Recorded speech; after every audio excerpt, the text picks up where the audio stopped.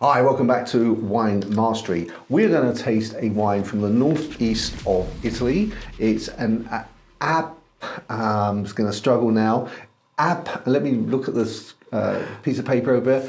Appassimento. Would that be right? Appassimento, which is where the grapes are picked and then laid out for the sun for them to become a little bit more intense in flavour. And we're going to taste it now.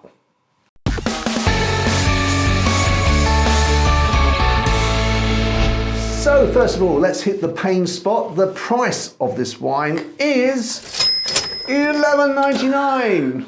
Why did you say pain spot? It's painful. The first time you described it as that, but the pain spot. The pain spot. It's just part of the penny whole... of £12. It's all part of enjoying the wine, John. Well, we recently tasted a wine that I bought for $7.95. It was $8.95 normally, and it was a Côte de Rhône, and it was a lot of character. Cannot tell you how pleased he was about that. Cannot tell you he keeps going on about this wine. And this is about 30% more expensive. Okay, so $11.99, grand scheme of things, $11.99. It's not wild, is it? Well, I guess not, but I like to hark on to the old days when a penny was a penny. I bet you do. So, here's the bottle, so you can have a look at the bottle. As I say, it's from Veneto. Now, it's a Corvina grape. I think we've tasted a Corvina grape before. More than likely. But I think it's quite a common grape in the northeast of Italy, so... He knows it is. I'm not sure. I'm just pretty sure that, I'm pretty sure. I believe it is. He is, Right, okay, so let's have a look at the colour first. Let's have a look at the colour. Well, I'm going to put that against a white background, and there's no room colour to it. It is quite deep in colour, isn't it? I tell you what, the colour's interesting, but what's more interesting is how that moves in the glass. That's almost got that viscosity, that kind of. It looks thick. It looks sexy. When I was looking at the colour, I was thinking that's very similar to port, isn't it? Yeah. Not a tawny port, but a ruby port. Yeah, it's on the way there. Yeah, you are not wrong at all in that. But that moves so well in the glass. It does. Maybe that's the glass. Possibly. Maybe the glass is a good mover. And these are the questions that need to be asked, just not by me. So I've got the nose.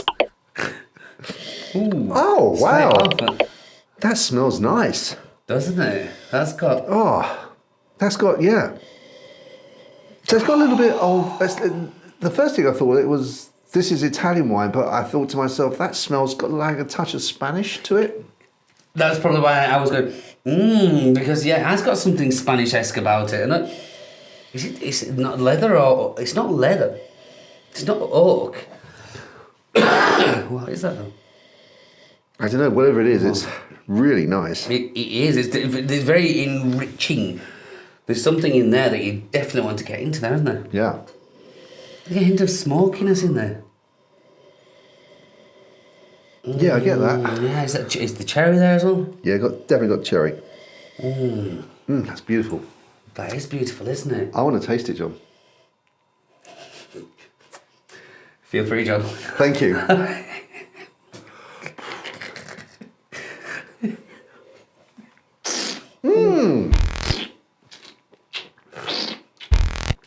know what you're going to say. I can hear you saying it without you saying it. Go on. Mouthfeel. Because it has a velvety kind of. I knew it from looking at it, watching what it did there in the glass. I knew that I'd have this almost a luxury feel in your mouth, like velvet, and you're right. Mouthfeel is something that I was definitely going to mention. Cherry. Yeah, let's get into the flavour. It's cherry, but there's a richness and a kind of. There's something underneath there. And I tell you what, the tannins are brilliant. They're not in your face. They're not. I get raisins, cherry, and then like a dirtiness. And I get exactly what you say. Right, the raisins, I think the raisins, for a number of reasons, because of the texture, and it almost has a sweetness there. And there's a stickiness. And you're right, that flavour is raising it. And then that cherry, that's where your fruit is. But that dirty, that's where you've really opened the can of worms.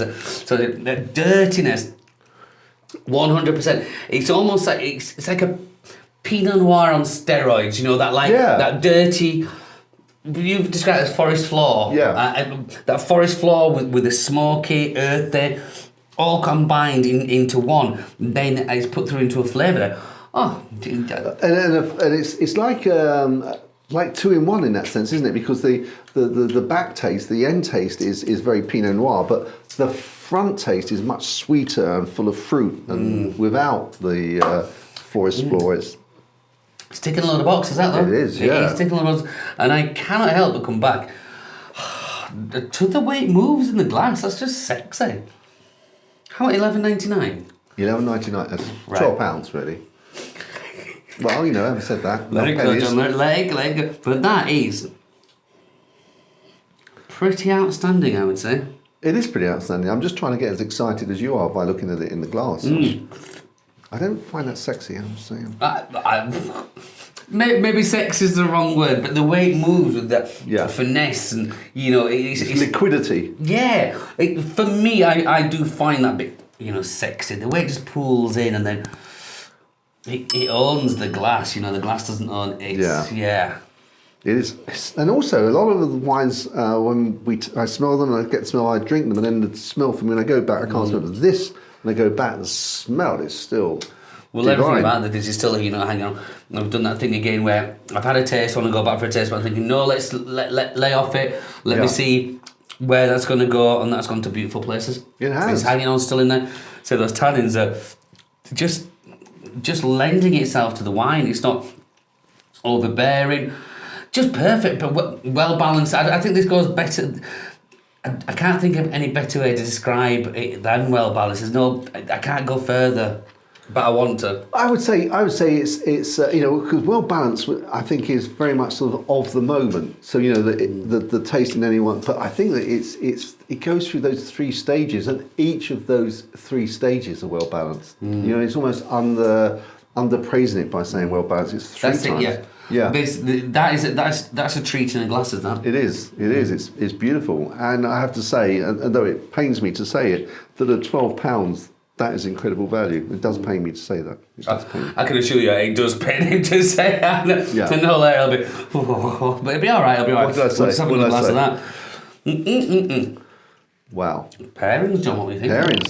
Okay, well, in terms of food, I would suggest that we go a venison with this, and venison with, I'm thinking like a black currant sticky sauce on top, or jus if you want to be a chefy.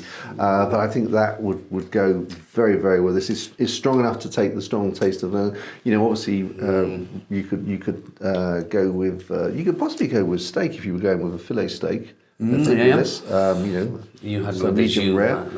Just you. That's a bit too decadent though, almost, isn't it? It's like proper decadent. Sticky sweet. Oh yeah. Put it on there. I'll give it some more with the venison. Oh, who do you think you are?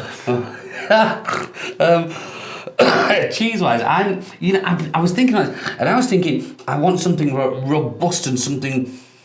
What's the word I'm looking for? Something's going to take it on, but that's not the word I'm looking for. Rustic and robust. That's what I would think. However, I'm going to take it back, and I think this would go with the Pecorino. A Pecorino? A Pecorino. A little bit more intense and salty than like your Parmesan, which has that sweetness.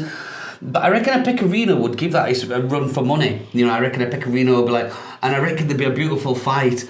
And I want to see that fight. I want to see those together. So what is a Pecorino? What is sort of cheese? It's not a soft cheese, a hard cheese? It's a very hard cheese. It's very similar to a Parmesan, but it's much saltier. Okay. It's like rock solid, but delicious. So just like little chips of this and... And it's got like that intensity of flavour where you would only need a tiny little piece. I could see how, like you say, little chunks of that. Yeah. Yeah, I'm happy. Excellent. Yeah. I have to buy some. Get hold of someone. I'll bring you some. Oh, excellent. Super. Okay, guys, well, if you get to try this, as always, let us know in the comments below. If you haven't subscribed, please do, and press the like button. Let all your friends know about us, and hopefully, you know, they're enjoying the videos too. Okay. Again, I can tell how much you're enjoying this Because wine. we haven't done the score. I can tell how much.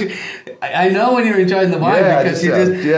You just like, get off camera when I drink more. I want to get off and stage exit right. And Right, well, it'll take 30 seconds, John. Okay, we can just because I think this deserves. Yeah, it does deserve a good score. Yeah, and deserves to be scored. Right, 11.99. 11.99, yeah. Even that I'm remembering beautifully. It's ticking a lot of the boxes for me, so this is on a very personal level where I would say how much or don't like it. And I'm going to go, for this, I'm going to give it a score of, There we go. And I'm going to go 93. Oh, yes, very good. I was 92. Okay. That's, that's... Yeah. I mean, we're 1 to 100 there. Yeah. We're one Pretty off. close, though. Yeah. And... Well, I'm very surprised because it's very rare, but it's not often we will give a score of 90 or above. No. Together to a wine. No, absolutely. No, very, very rare indeed. Well, a find.